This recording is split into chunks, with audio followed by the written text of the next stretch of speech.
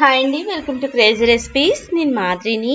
ఇవాళ అచ్చం sweet shop style బూందీని ఇంట్లోనే ప్రతి బూందీ కూడా రౌండ్గా రావటానికి పర్ఫెక్ట్ చిట్కాలతో చెప్తున్నాను.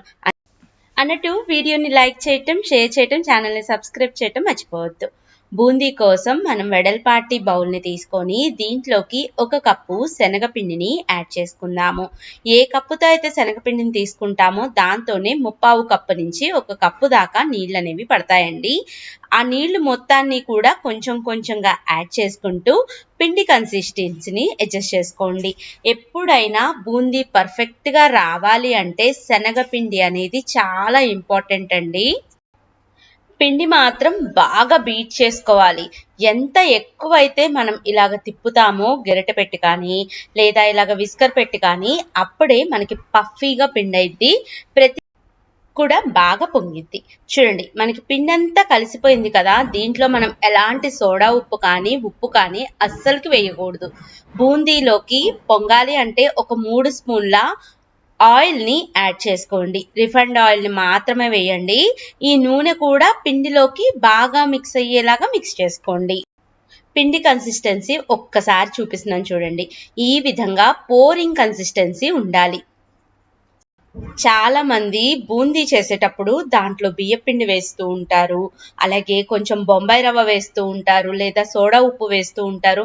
ఇవన్నీ ఏమీ వేయకూడదండి. ఉత్త శనగపిండితో మాత్రమే మనం బూందీ ప్రిపేర్ చేసుకుంటే నూనె అనేది అస్సలకి పీల్చదు, పర్ఫెక్ట్గా వస్తుంది. ఇప్పుడు మనం ఒక గెరిటెని తీసుకొని ఈ గెరిట సహాయంతో బూందీ అనేది వేసుకుంటాము. అలాగే మనం టిష్యూ పేపర్స్ని పక్కన పెట్టుకోవాలి. అలాగే బూందీ గెరిట మనకి ఏ స్టీల్ షాప్లో అయినా అవైలబిలిటీలో ఉంటుంది, దాన్ని కూడా తీసుకోవాలి. మనం బూందీ వేసాక ఆ వెనకాల ఉన్న హోల్స్ క్లోజ్ అవుతాయి, అది క్లీన్ చేసుకోవడానికి టిష్యూ పేపర్ పెట్టుకుందాము. అలాగే కొంతమంది ఇంట్లో ఇలాగ జాలి గెరిటలు ఉంటాయి కదా, వాటితోటైనా బూందీ అనేది ప్రిపేర్ చేసుకోవచ్చు. మనం ఒక వెడల్పాటి పళ్ళెంలో వీటన్నిటినీ కూడా పక్కన పెట్టుకుందాము. అప్పుడు మనకి బూందీ చేసుకోవటం చాలా ఈజీ అయిపోతుంది. ఇప్పుడు ఇనప బాండీని పెట్టుకొని బాండీలోకి డీప్ ఫ్రైకి సరిపడా ఆయిల్ని వేసుకొని నూనె అంతా కూడా కాగిందో లేదో చెక్ చేసుకోవాలి.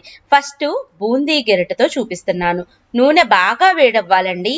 వేడైతేనే బూందీ అనేది పర్ఫెక్ట్గా వస్తాయి. ఇప్పుడు మనం ఒక గెరిట తోటి ఇలాగ పిండిని పోయాలి. వాటంతట అవే ఒక్కొక్కటి బూందీ అనేవి కింద పడుతూ ఉంటాయి. చాలా మంది ఏం చేస్తూ ఉంటారంటే పిండి వేశాక గెరిట తోటి తిప్పుతూ ఉంటారు. ఆ తిప్పటం వల్ల బూందీ అన్నీ కూడా షేప్ అవుట్ అయిపోతాయి, ముద్దల్లాగా పడతాయి. ఇప్పుడు నేను చూపిస్తున్నాను చూడండి. జస్ట్ బాండీకి ఇలాగా నెమ్మదిగా ట్యాప్ చేస్తూ ఉండాలి. ఇలాగ ట్యాప్ చేస్తే బూందీ అన్నీ కూడా పర్ఫెక్ట్గా కిందకి దిగుతూ ఉంటాయి. ఒక వాయకి ఒక గెరిటని మాత్రమే వేయాలండి. నా బాండీ సైజుకి అయితే, మీది కొంచెం పెద్ద బాండీ అయితే ఇంకొంచెం ఒక గెరిటని ఎక్స్ట్రా యాడ్ చేసుకోండి. అప్పుడే బూందీ అన్నీ కూడా పర్ఫెక్ట్గా వేగుతాయి. అటువైపు బూందీ వేసుకున్నాం కదా, మనం నెక్స్ట్ బ్యాచ్ వేసుకోవటానికి ముందుగా మనం టిష్యూని తీసుకున్నాం కదా, ఆ టిష్యూ తోటి ఇదంతా కూడా నీట్గా ఇలాగ క్లీన్ చేసుకోండి. మీరు టిష్యూ పేపర్నే కాదు, ఏదన్నా పాత గుడ్డని కూడా దగ్గర పెట్టుకోవచ్చు. ఇలాగా బూందీని వేసుకున్నాక అన్ని వైపులకి తిప్పుతూ లైట్ గోల్డెన్ కలర్లోకి టర్న్ అవుతండి. అప్పుడు మనం వీటిని తీసేసి వేరొక బౌల్లోకి వేసుకుందాము. ఇదే ప్రాసెస్లో మిగిలిన అన్ని బూందీ కూడా ప్రిపేర్ చేసుకుందాం. ఎంత ఈజీయో చూడండి. ఆడతా పాడతా పిల్లలు ఇంటికి వచ్చే టైంకి చక్కగా వాళ్ళకి స్నాక్స్ అనేవి ఇలాగా రోజుకో రకం ప్రిపేర్ చేసి పెట్టేయచ్చు. బయట వాళ్ళు ఏ ఆయిల్స్లో మనకి వేయిస్తారో ఏంటో తెలియదు కదండి. ఇంట్లో చాలా ఈజీగా ప్రిపేర్ చేసుకోవచ్చు. ఎక్స్ట్రా ఉన్న నూనెని తీసేసి వేరొక బౌల్లోకి పక్కన పెట్టుకుందాం. నేను చెప్పాను కదా, ఇప్పుడు నెక్స్ట్ బ్యాచ్ని వేసుకోవాలి. ప్రతి బ్యాచ్ని వేసుకునేటప్పుడు మాత్రం కంపల్సరీ మనం ఆ బూందీ గెరిటని మాత్రం నీట్గా తుడవాలి. ఈ ఒక్క పాయింట్ గుర్తుపెట్టుకోండి. మీకు బూందీ రౌండ్గా రాకపోతే నన్ను అడగండి.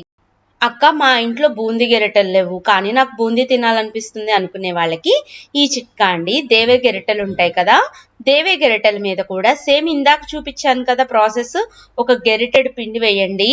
చూడండి, నిదానంగా ఒక్కొక్కటి వచ్చేస్తూ ఉంటాయి.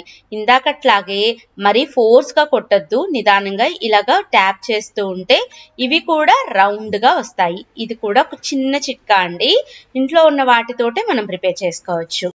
చూడండి వీటిని కూడా మంచి గోల్డెన్ కలర్లోకి ఫ్రై అయ్యేదాకా ఫ్రై చేసుకొని వేరొక బౌల్లోకి తీసి పక్కన పెట్టుకుందాం. అక్క మా దగ్గర దేవే గెరిట కూడా లేదు అనుకుంటున్నారా? అప్పుడు మనం వేళ్లతో కూడా బూందీని వేసుకోవచ్చండి.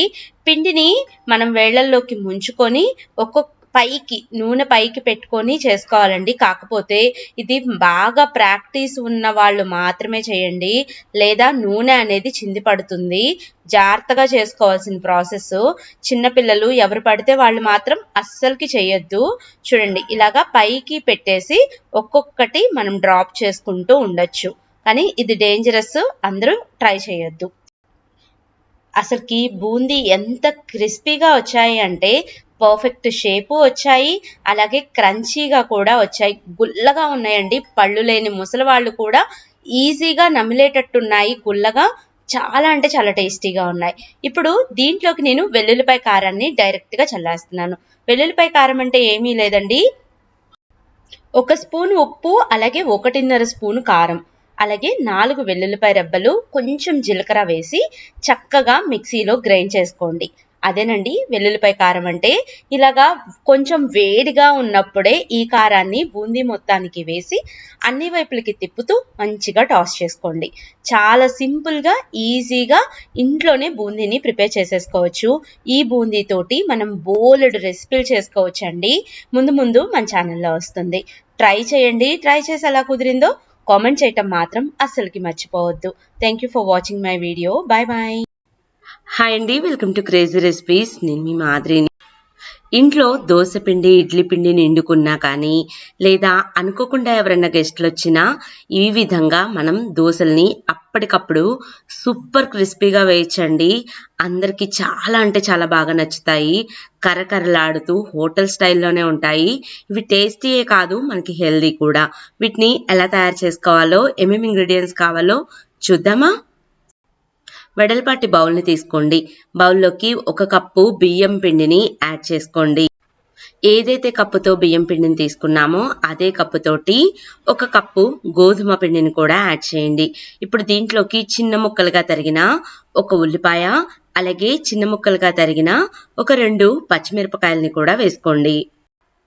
చూడండి ఈ రెండింటిని కూడా యాడ్ చేసాం కదా. ఇప్పుడు దీంట్లోకి 1 స్పూను జీలకర్రని కూడా వేయాలి. జీలకర్ర వేయటం వలన ఫ్లేవర్ అనేది చాలా బాగుంటుంది. అలాగే రెసిపీ మొత్తానికి సరిపడా 1 స్పూను ఉప్పుని, అలాగే 1 స్పూను కారాన్ని కూడా యాడ్ చేసుకోండి. కారం వేయటం వలన ఈ దోశల టేస్టే మారిపోతుంది. పిల్లలు ఉంటే పచ్చిమిరపకాయలు స్కిప్ చేసి కారాన్ని యాడ్ చేసుకోండి. ఇప్పుడు దీంట్లోకి నీళ్ళని యాడ్ చేసుకుంటూ ఉండలు లేకుండా మొత్తం కలిసేలాగా కలుపుకోవాలి. ముందుగా ఎక్కువ నీళ్ళని వేసుకోకండి, 1 అర గ్లాసు మాత్రమే నీళ్ళని యాడ్ చేయండి. అప్పుడు ఉండలు కట్టకుండా ముందు పిండి కలుస్తుంది. తర్వాత కొంచెం కొంచెంగా నీళ్ళని యాడ్ చేసుకుంటూ ఇదంతా కూడా బాగా మిక్స్ అయ్యేలాగా మిక్స్ చేసుకోండి. చూడండి పిండి కన్సిస్టెన్సీ మనం మామూలు దోశల పిండికి వేసుకునే దానికన్నా కొంచెం జారుడుగా ఉండాలి. అప్పుడు ఈ దోశలు చాలా టేస్టీగా వస్తాయి. పిండి మీద మూత పెట్టేయండి. ఒక 10 నిమిషాలు రెస్ట్ ఇస్తే పిండంతా కూడా చక్కగా నానుతుంది, టేస్టీగా కూడా ఉంటుంది. నెక్స్ట్ డే మార్నింగ్ స్కూల్కి ముందు రోజే ఈ పిండంతా కలుపుకొని మనం ఫ్రిడ్జ్లో పెట్టుకోవచ్చు. నెంబర్ 1గా ఈ దోశలు అనేవి ఈజీగా తయారు చేసుకోవచ్చు. పెనం బాగా వేడిగా ఉండేలాగా చూసుకోండి. దోశల పిండిని ఇలా గరిటెతో తీసుకొని జస్ట్ మనం పెనం మీదకి స్ప్రెడ్ చేయటమే. మనం దోశలు రౌండ్గా తిప్పాలి, ఆ బాధ అంతా ఏమీ లేదండి. ఈ వీడియో చిన్న పిల్లలు చూసినా, లేదా వంట కొత్తగా నేర్చుకునే వాళ్ళు చూసినా ఈజీగా చేసుకోగలుగుతారు. చాలా టేస్టీగా కూడా ఉంటాయి. ఈ దోశలు ఒకవైపు ఇలాగ పైనంతా కాలాక తర్వాత అంచుల వెంబడి నూనె మొత్తాన్ని కూడా వేసి హై ఫ్లేమ్లోనే ఈ దోశని కాల్చాలి. చాలా దోశల్ని లో ఫ్లేమ్లో కాలుస్తూ ఉంటారు కదా, కానీ ఈ దోశ అలా కాదు, హై ఫ్లేమ్లో కాలిస్తేనే చాలా టేస్టీగా ఉంటుంది. మొత్తం అంతా కూడా ఈ అంచులెమ్మటి క్రిస్పీగా కాలింది అని మనకు అర్థమయ్యాక దోశని నిదానంగా అంచుల నుంచి సపరేట్ చేయండి. ఈజీగానే వస్తుంది, మనకి పెద్ద కష్టమేమీ ఉండదు. ఒకవేళ మీకు దోశ రాలేదు అనుకుంటే అప్పుడు మీరు దోస వేసే ముందే ఉల్లిపాయని పెనం మొత్తానికి కూడా గట్టిగా రుద్దండి. ఎలాంటి దోసలైనా ఈజీగా వచ్చేస్తాయి. చూడండి మనకి దోస ఎంత ఈజీగా పెనం నుంచి సపరేట్ అయ్యి వచ్చేసిందో, అలాగే ఎంత క్రిస్పీగా ఉందో కూడా మీకే అర్థమవుతుంది. ఈ దోసని రెండో వైపు టర్న్ చేయాల్సిన అవసరం లేదు. ఒకవైపుకి ఫోల్డ్ చేసుకొని సర్వింగ్ ప్లేట్లోకి సర్వ్ చేసుకోవటమే. యాక్చువల్గా దీంట్లోకి ఏమీ అవసరం లేదండి, అలానే తినేయచ్చు. ఎందుకంటే కారము, పచ్చిమిరపకాయలు, ఉల్లిపాయ వేసాం కదా. లేదా కొబ్బరి చట్నీతో అయినా, అల్లం పచ్చడితో అయినా తినచ్చు. తప్పకుండా మీరు ఈ రెసిపీని ట్రై చేయండి, బాగా నచ్చుతుంది.